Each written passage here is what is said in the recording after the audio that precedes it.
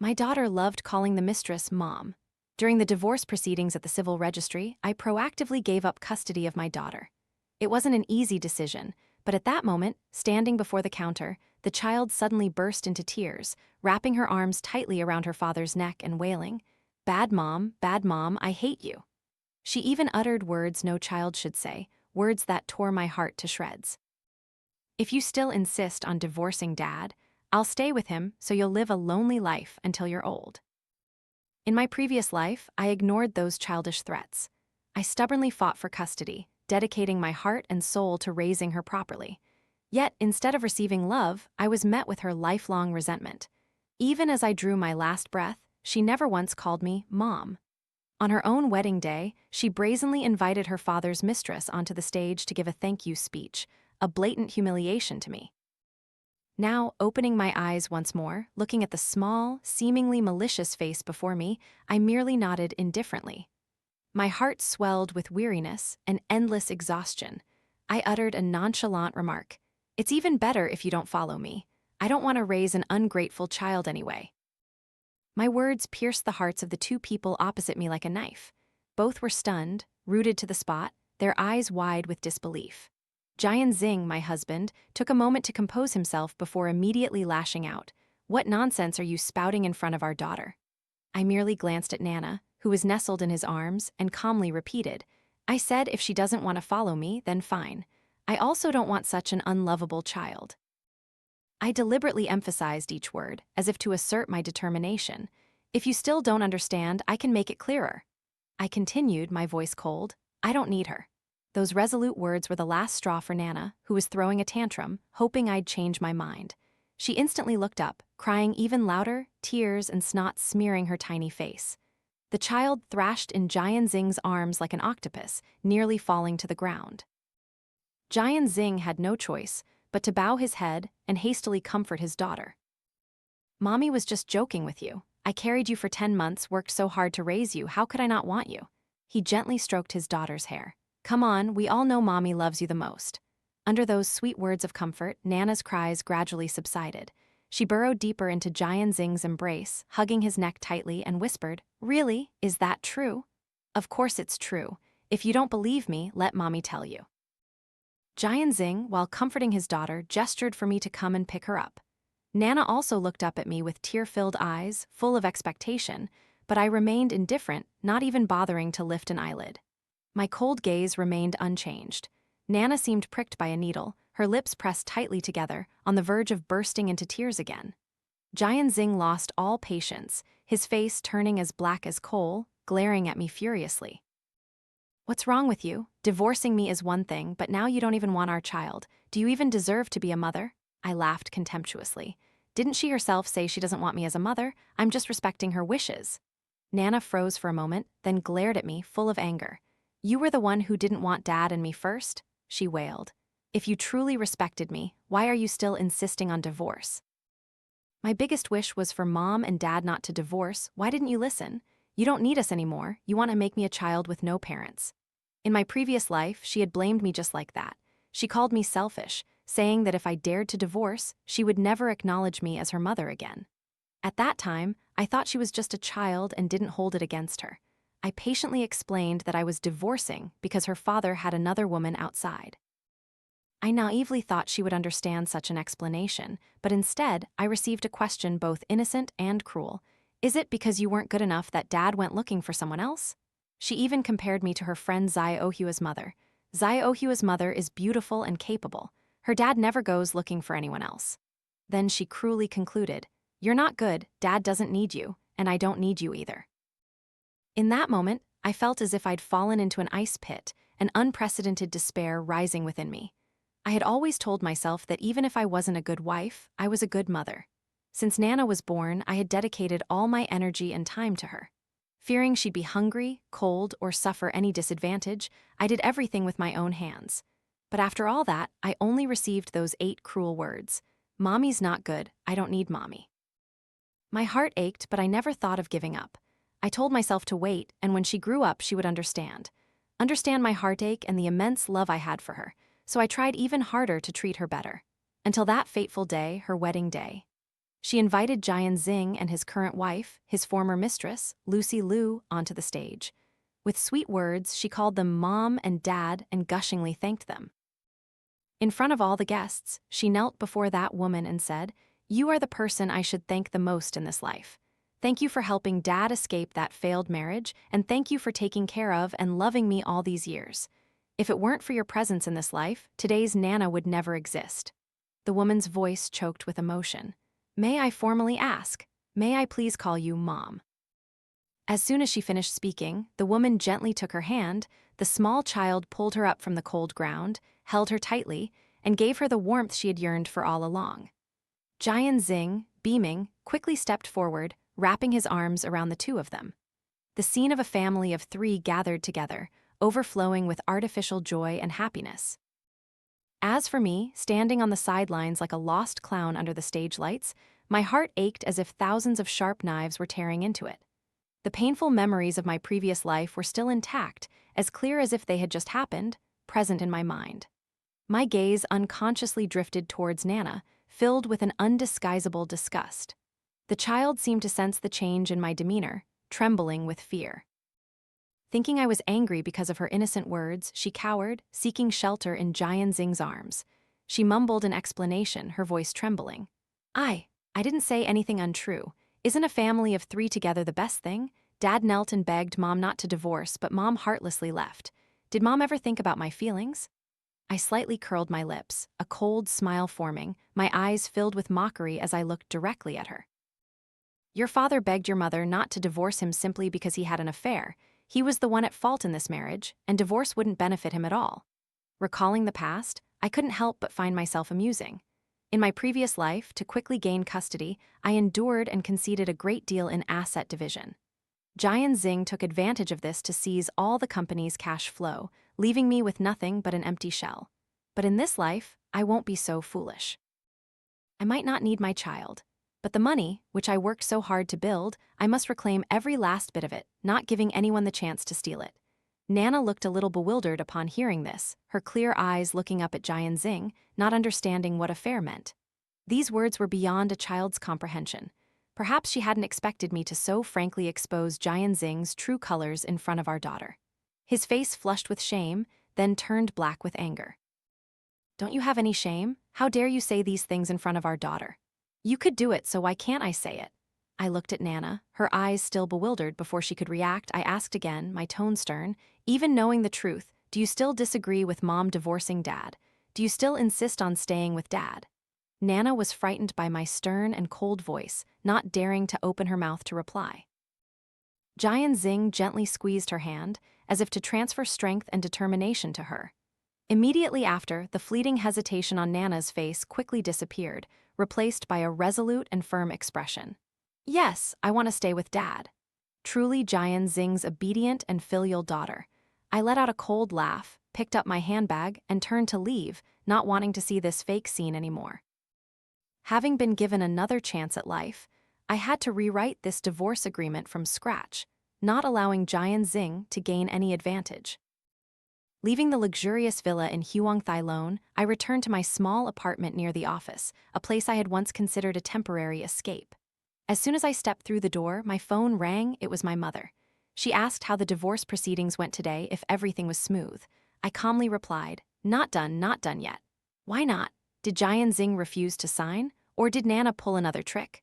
My mother didn't understand what was happening, her voice filled with worry. It's none of that. I want to rewrite the divorce agreement. I don't want to keep suffering losses. My mother hesitated, her voice cautious. You're not planning to give up the company again to gain custody of Nana, are you? Don't be so foolish again. She sighed, her voice helpless. It's not that I don't like Nana, but she's completely devoted to the Jiang family. Keeping her by your side won't do any good. In my previous life, my mother had said similar things. Witnessing me sacrifice my own interests for Nana time and again, she once pointed her finger at my face and scolded. Did a door clip your head? Giving away all the assets your father worked his whole life to build for an ungrateful child. When I decided to marry Jiang, someone who wasn't a suitable match, my mother vehemently opposed it. Later, because of Nana, I almost handed over the entire company to the Jiang family, which made her even angrier and more disappointed. She had advised me many times to return Nana to the Jiang family so the child could live in an environment suitable for her. If you want children, you can have another one. If you don't want to give birth, you can adopt. Nana has been spoiled by the Jiang family. She can't be changed anymore. At that time, I completely ignored my mother's words, stubbornly believing in the sacred bond of motherhood. But now, even without her saying anything, I had woken up and realized my mistake. I explained, "It's not like that, Mom. The old agreement was unreasonable. I conceded too much to them. In the new agreement, I'll make Jiang Xing leave empty-handed with nothing." My mother paused, then cautiously asked, "So what if Nana disagrees? Will she agree to go back to the Jiang family?" I let out a cold scoff, my voice resolute. "If she doesn't agree, she can just go back and live with the Jiang family. I don't need to cling to her. Living again, I will cherish those who deserve to be cherished, and not waste my emotions on those who don't value me." After presenting the new demands to my lawyer, I spent several days caught up at the company, trying to make up for the damages caused by Jiang Xing. Finally, Saturday arrived, the day I had planned for. I drove to an orphanage in a neighboring province, a place I had been searching for. Upon arrival, I learned from the director that the person I wanted to meet hadn't been at the orphanage for days. "That girl is very bright, chosen by her school to compete in the Math Olympics. She has immense potential. We always create the best conditions for her education." The director took an old album from a cabinet, carefully pulled out a photo, and handed it to me. I looked down. In the picture was a short-haired girl, about 7 or 8 years old. Due to difficult circumstances and insufficient nutrition, her body was a bit thin and small, but her eyes were bright, sparkling like stars, full of vitality and faith in the future. I raised my hand, my fingertip gently tracing the child's small face, feeling a warmth spread from my heart. In my previous life, when I was 46 and diagnosed with terminal liver cancer, bedridden and unable to move, it was this very girl who diligently cared for me day and night until the last moments of my life. I had once been a patron to an orphan girl named Jiang. Yet, when she learned of my illness online, she didn't hesitate to take leave to come and care for me. She painstakingly took me out to the porch to bask in the sun to warm up, meticulously clipped my nails, and skillfully braided my hair. On nights when I endured excruciating pain and couldn't sleep, she always stayed by my side, telling me stories to help me forget the discomfort. She even didn't hesitate to use all the money she had saved over the years to help pay my hospital bills. She confided that if it weren't for my kindness in the past, she wouldn't have been able to continue her education. That's why she always wished to repay my kindness. How ironic. My own flesh and blood daughter, whom I loved and cherished like a fragile egg, treated me as an enemy, even conspiring with outsiders to defraud and seize all my money.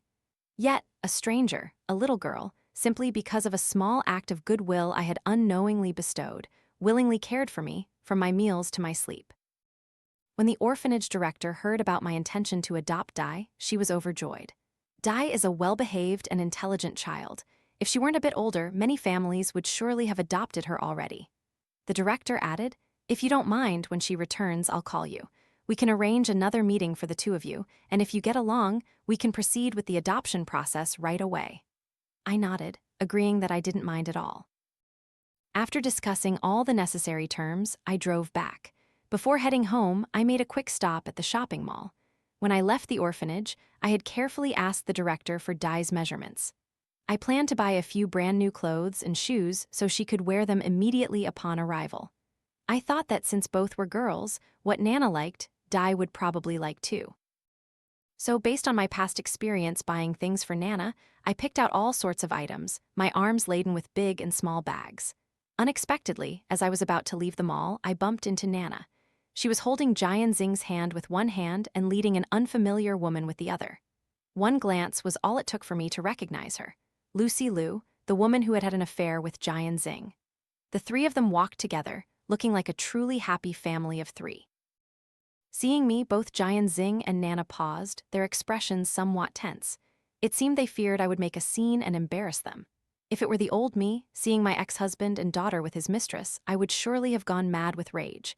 But now, the Jiang family had no bearing on my life anymore. I merely gave them a cold glance and walked straight past. As I passed by, Jiang Xing quickly grabbed my arm. "Nana has been talking about you all these days. Why haven't you come to pick her up?" Hearing this, I looked down at Nana, seeing her pouting and standing to one side, secretly looking at me with reservation. But before my eyes could meet hers, she quickly turned away, hiding behind Lucy Liu. I scoffed, refuting, "And yet you claim she misses me." Jiang looked a bit embarrassed and said, "Didn't you hurt her? You're an adult, why are you bickering with a child? In the end, aren't you going to buy gifts to appease her anyway?" He glanced at the numerous bags in my hands, seemingly relieved. He waved for Nana to come closer. "Come here, Nana, Mom bought you gifts. See which one you like." At the mention of gifts, Nana's eyes lit up. She feigned indifference, reluctantly walking closer, her gaze continuously sweeping over the bags in my hands, then she huffed, "Even if you buy me gifts, I won't forgive you." The stubborn child added, "If you don't agree, don't mention divorce again and apologize to Dad and me, then I won't call you Mom." I let out a cold laugh, retorting, "Who said I bought these things for you?"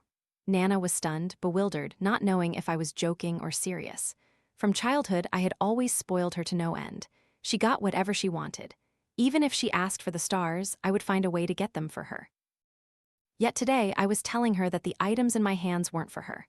Very quickly, her bewildered expression was replaced by anger, her round eyes widening as she glared at me, full of indignation. Jiang also frowned, his face disapproving. "Don't be so excessive. Do you want to anger her even more?" He seemed to be reproaching me. Today I took her out to cheer her up, and it took a long time to get her happy. Take advantage of her good mood and quickly give her the gifts to apologize. Don't invite trouble upon yourself. Hearing this, Nana also started to wail. "I don't need Mom's gifts. Mom said she didn't buy them for me." Jiang smiled helplessly. "Oh, little Empress, your mom only has you as a daughter. If these beautiful doll dresses aren't for you, then who are they for?" He tried to mediate. "It's just that your mom is shy about apologizing to you." Hearing this, Nana's expression softened a bit. She glanced at the gift bags in my hands. I don't know what she saw, but her eyes suddenly sparkled. But out of fear of my cold expression, she didn't dare to approach. Jiang also noticed a pink box. Quickly seizing the opportunity, he pointed at it and said, "Isn't that the crystal horse you've always wished for?" He implied that this gift was partial compensation for the mistakes I had made. Lucy quickly nudged Nana's back, encouraging the child. "Dad took you to see it at the store the other day, and they said it wasn't in stock yet. This time your mom purposely bought it specially to apologize to you. Hurry up and tell Mom you forgive her. Mom will give you the crystal horse you love most." While coaxing his daughter, Jiang winked at me, hoping I would play along with this charade. Nana glanced at her dad, then looked back at me, her expression a little hesitant. "All right then." The child pouted, reluctantly stepping in front of me and saying, "For this crystal horse, I forgive you, Mom." The arrogant child held her head high, looking at me like an adult, and continued, "But Mom isn't allowed to mention divorce anymore." Nana blinked, adding another condition.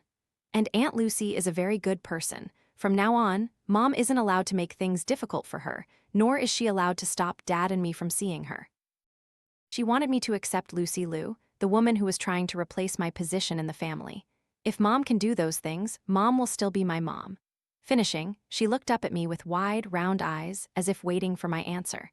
I let out a cold, contemptuous laugh as I looked at them. "I don't recall doing anything wrong that requires your forgiveness. I feel insulted that you think I need a child's forgiveness. Besides, I already said, these things are not for you. Please don't delude yourselves." I wanted them to clearly understand that I had no intention of reconciling or compensating them.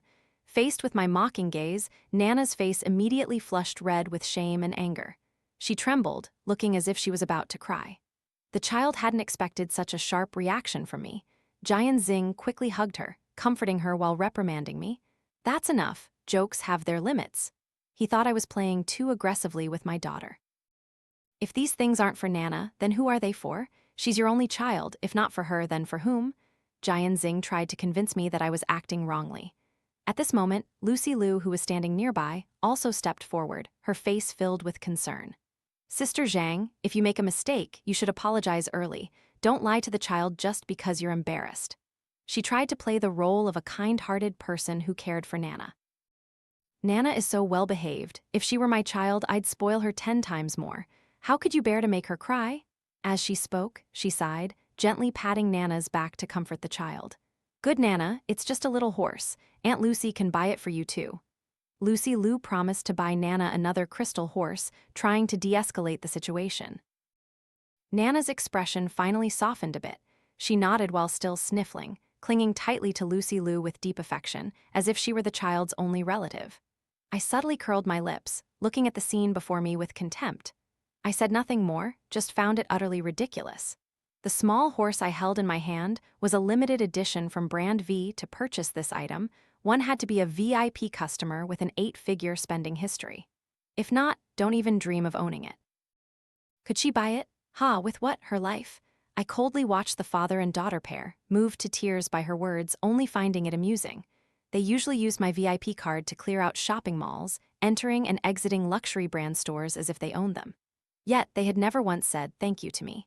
Now they were grateful. I couldn't be bothered to watch their cheap act any longer, so I turned and left. I didn't want to waste my time on people who only knew how to exploit and lie. Indeed, less than an hour later, I received a call from a store employee. Ms. Jiang, your husband and daughter are trying to use VIP privileges to buy a crystal horse keychain, but they don't have the VIP card, and you just bought an identical one, so I wanted to confirm if I should grant them access. I raised an eyebrow, having already guessed this would happen.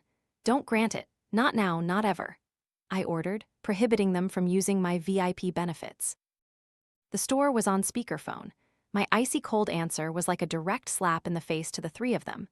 Even just over the phone, I could imagine their faces flushing crimson with shame.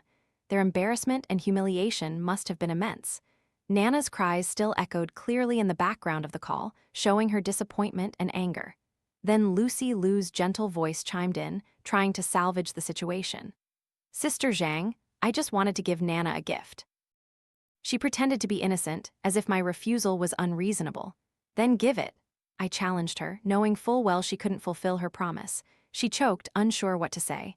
But that horse requires VIP accumulated spending privileges. I don't have them. Lucy Liu admitted that she didn't meet the qualifications to buy the crystal horse. What does that have to do with me? I chuckled faintly, mocking her helplessness. With that, I hung up, ending the meaningless conversation. 3 days later, the orphanage director called to say that Jiang had finished her exams. If I hadn't changed my mind, I could bring the paperwork to sign the adoption contract for her. That day, I drove to the orphanage again. Besides the adoption papers, I brought many school supplies and toys that children liked. I wanted to compensate Jiang for the hardships she had endured.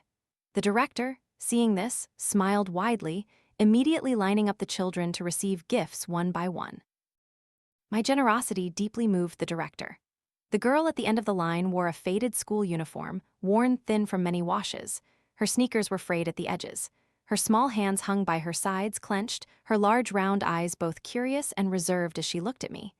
Jiang seemed very shy and anxious.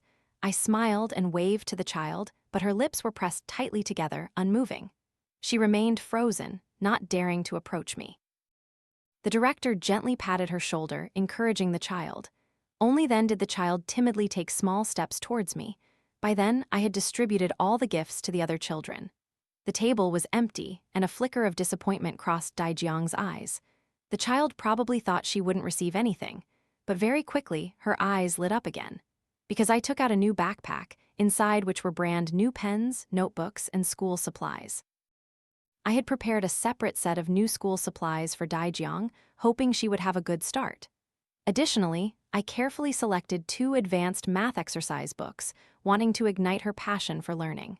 Gently stroking Jiang's somewhat dry and tangled hair, I tenderly said, I heard from the director that you really like advanced math, so I bought you these 2 books. See if you like them. The child's eyes shone with an indescribable joy, her hands caressing the new backpack, then touching the pages that still smelled of fresh paper, her plump cheeks blushing with excitement. Looking up at me with sparkling eyes, Jiang softly whispered, Thank you, ma'am. I like them very much.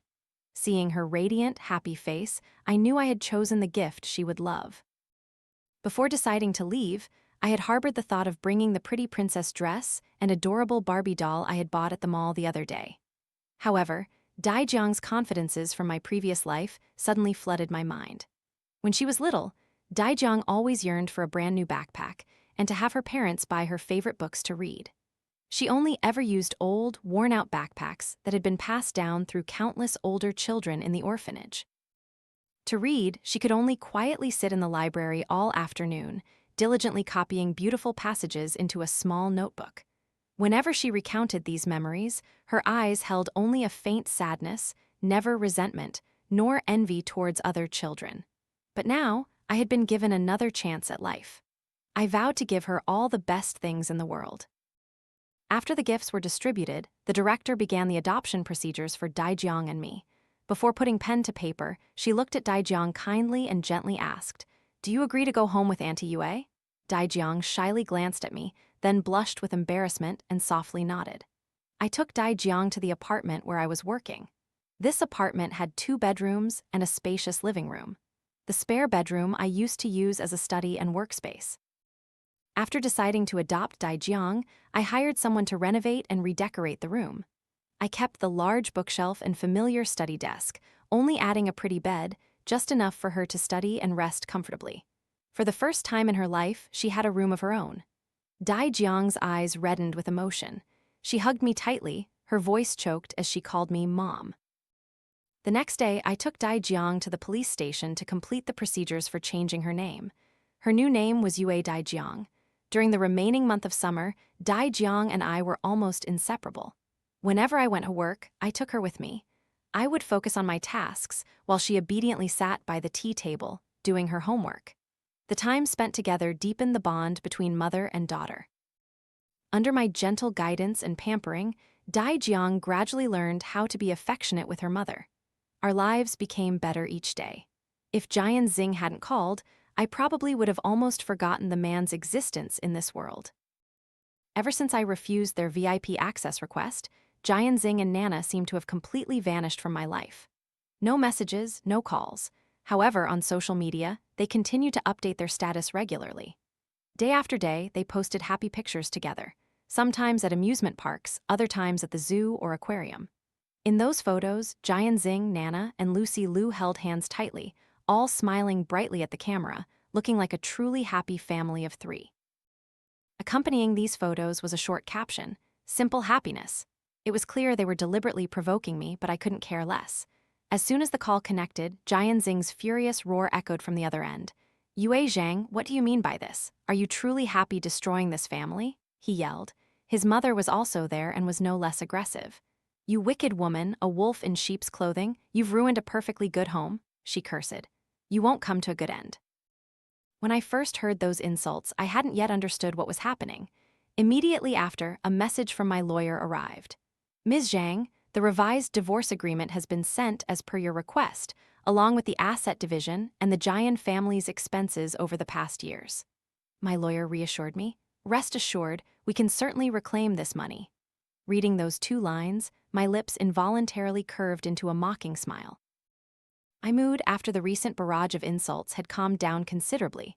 Jiang's mother continued to shriek relentlessly. The Jiang family had been farmers for 5 generations.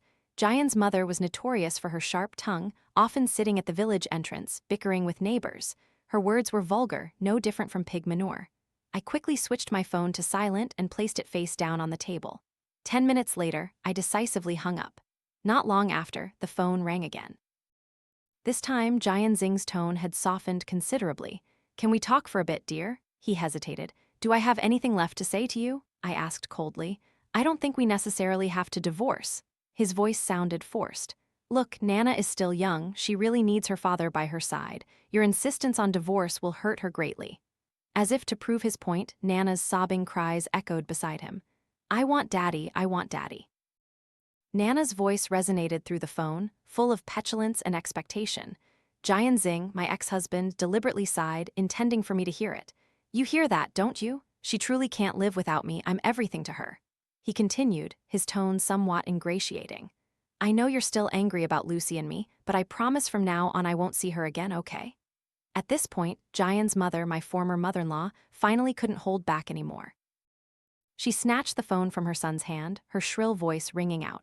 "Hey, Sister Jiang, a person should think of others a bit. You're also a mother, why don't you put your child first?" she said, her tone full of contempt.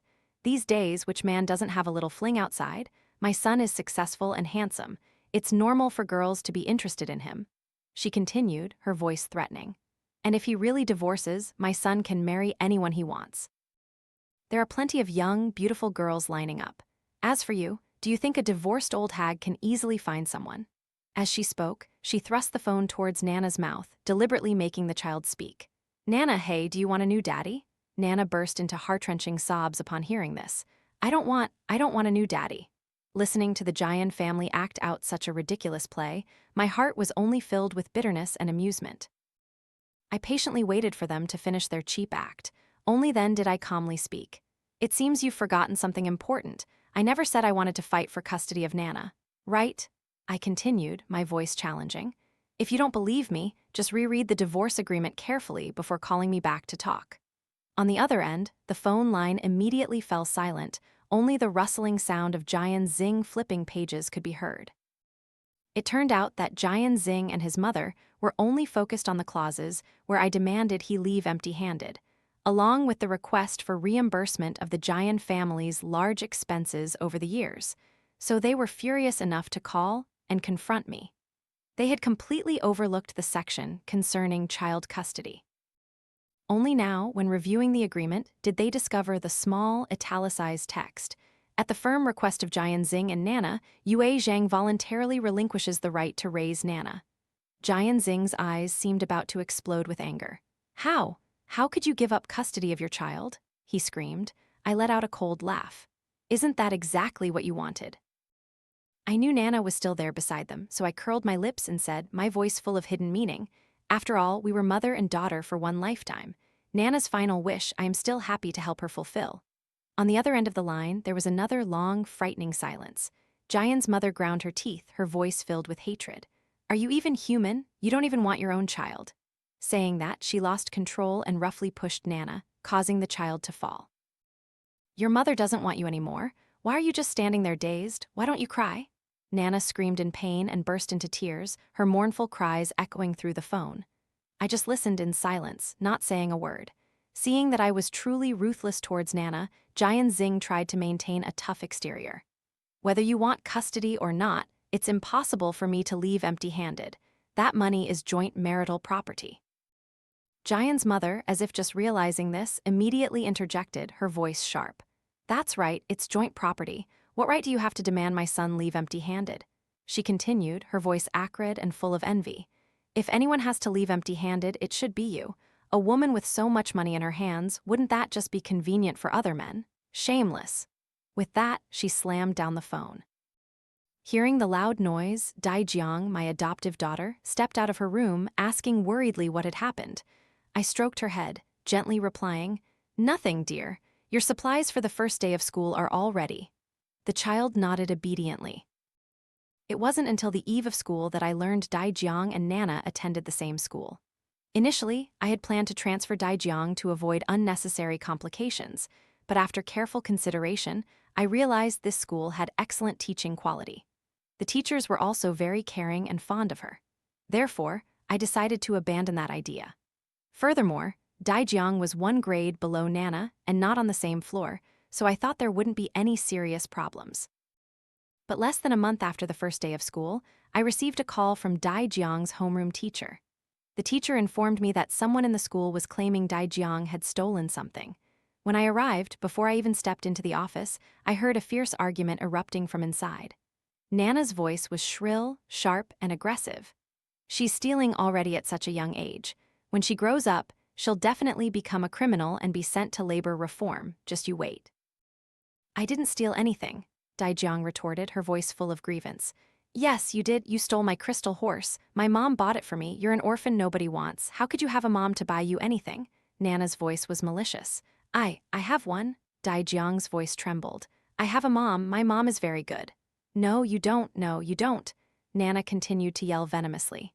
You don't. Nobody likes you. Nobody needs you. You're a thief who stole my crystal horse.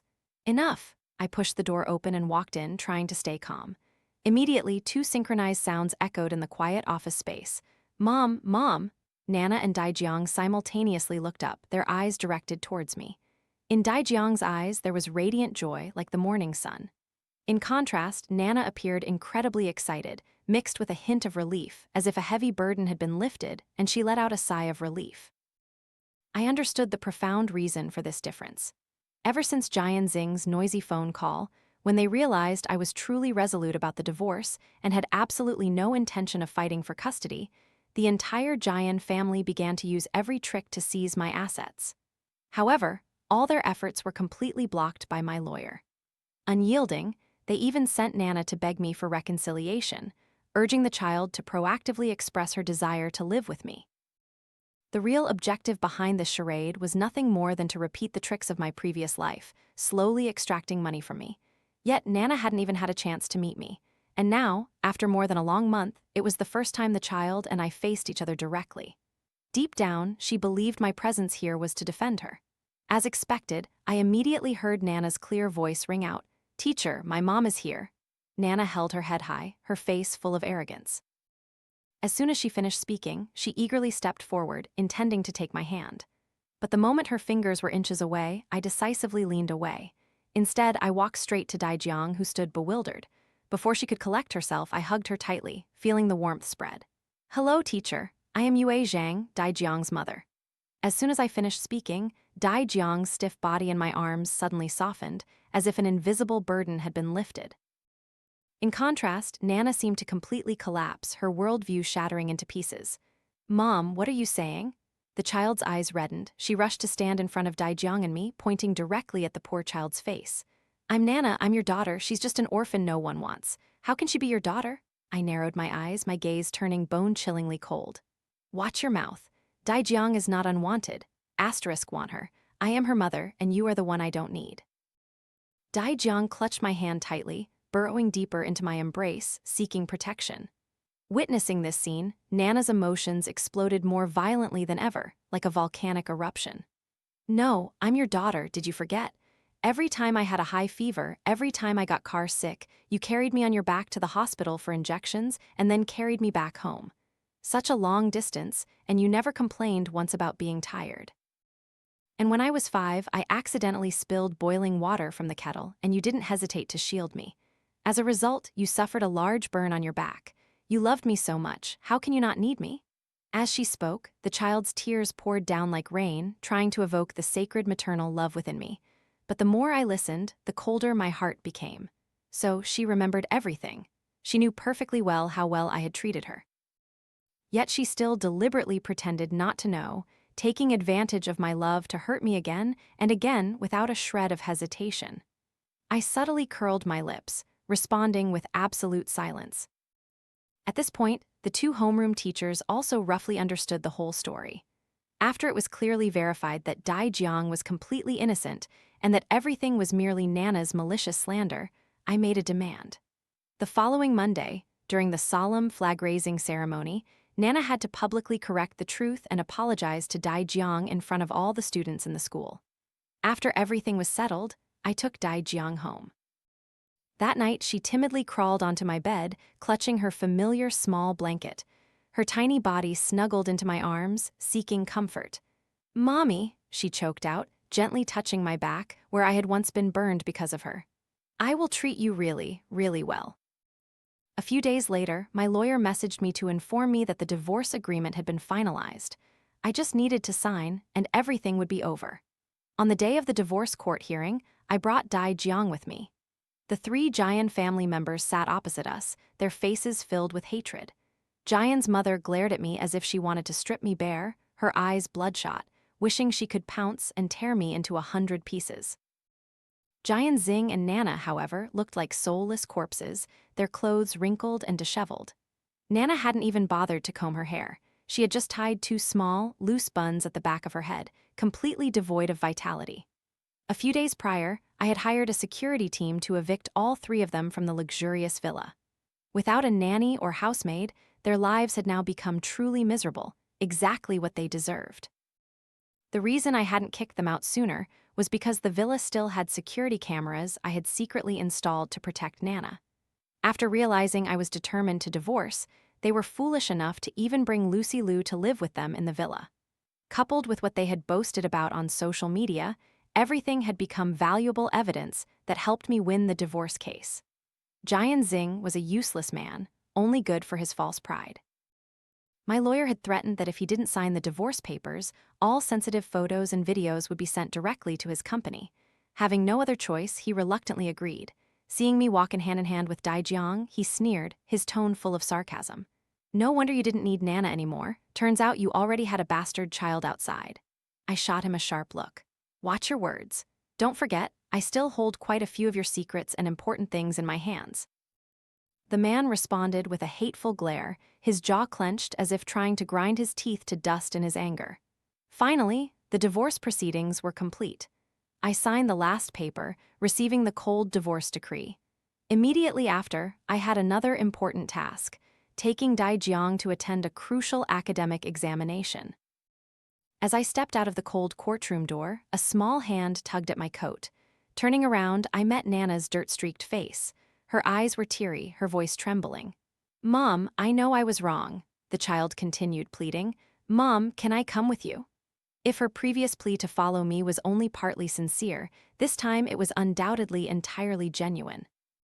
The few days of hardship and deprivation she had just experienced were enough for her to understand who truly cared for her and treated her well. Moreover, I had heard rumors that Lucy Liu was pregnant, and the gossip even speculated it was a boy. This further caused Nana's status in the Jiang family to plummet uncontrollably. She had to endure scolding and even baseless beatings every day. If it weren't for the 600 yuan I still had to provide each month, Nana would probably have been kicked out onto the streets long ago. But what did any of that have to do with me? After all, everything was the result of the choices the child herself had made. I gently detached Nana's small hand from my coat, not looking back, and walked away decisively. Behind me, Nana's sobbing cries and Jiang's mother's bitter scolding echoed, but my heart remained as hard as stone.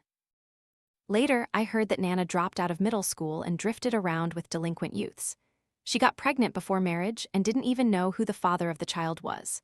One day, when no adults were home, she heartlessly locked her younger brother, who had a high fever, in his room, took all the family's meager savings, and ran away.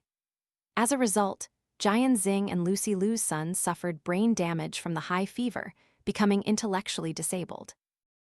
Jiang's mother was so enraged she suffered a stroke, paralyzing half her body. Lucy Liu and Jiang Xing argued every day. Their family life became suffocating and full of tension. One windy, moonlit night, Lucy Liu also quietly left. Jiang Xing was left with the responsibility of caring for two people who couldn't care for themselves. He constantly made mistakes at work and was eventually fired.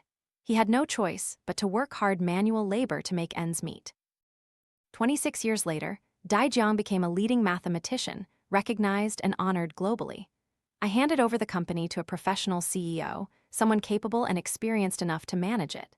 I spent my time traveling everywhere with Jiang, just like in her tiny childhood days. She was busy with lectures and important scientific conferences, while I leisurely strolled through cities, shopped, and enjoyed life. Then we would return home together to enjoy peaceful moments. One day, my assistant called. "Hello, Ms. Jiang. A woman claiming to be Nana came looking for you." The assistant continued. "She asked why you didn't need her, why you pushed her to such a dead end." Hearing this, I knew Nana had also been reborn, but it didn't matter. No matter what, everything had already reached the most perfect conclusion for me.